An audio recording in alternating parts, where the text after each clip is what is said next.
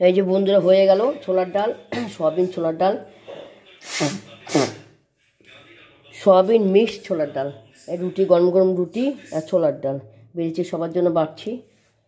খেতে ভালোই হচ্ছে। একটু লাস্টে চিনি দিয়েছি, গরম মশলা দিয়েছি, একটু ঘি দিলে ভালো হতো, ঘিটা নেই, আমি ঘি দিলাম, ঘিটা দিলে ভালো হতো। লাইটটা আমার পাওয়ারটা খুব কম দেখা যাচ্ছে।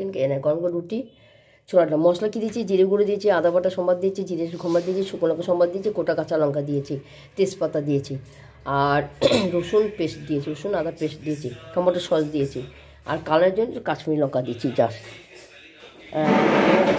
বাবা কি আওয়াজ রে! এই যে অবস্থা, শুভরাত্রি। হ্যাঁ, কড়া ট্যাবলেট খাচ্ছি, ক্যাপসুলের জ্বর কমছে, দুদিন সুস্থ যাচ্ছি, আবার জ্বর দেখা যাচ্ছে। ব্লাড পরীক্ষা করে বোঝা যাবে কেন হচ্ছে, জানি না কেন হচ্ছে। লাইটে কি দেখা যাচ্ছে? আমাকে দেখা যাচ্ছে না। এদিকে চান করি না 3 দিন ধরে, মাথা ধুই, রান্নাবাড়িতে করতেই হবে, মাথা ধুচ্ছি, ঠাকুরকে দিচ্ছি, জামা কাপড় ছাড়ছি, যে রান্না করতেই হবে। আর দুপুরে কী রান্না করে কিছুই দেখাচ্ছে না বন্ধুরা, বাজারে যাচ্ছে না, কেননা দুপুরে কী দেখাবো, কী আওয়াজ করছে মানে আলু সিদ্ধ, ডাল ভাত বা ডিম সিদ্ধ, আলু সিদ্ধ, সেই জন্য বন্ধুরা দুপুরে কিছু মিলে করি না, দেখানি। আজকে করলাম গরম গরম রুটি, ছোলার ডাল, সয়াবিন দিয়ে ছোলার ডাল।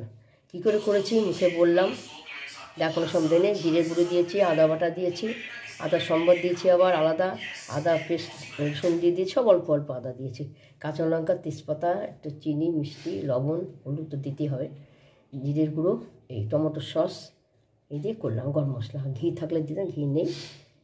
ঠিক আছে, টাটা, শুভরাত্রি, ভালো থাকবেন, সুস্থ থাকবেন।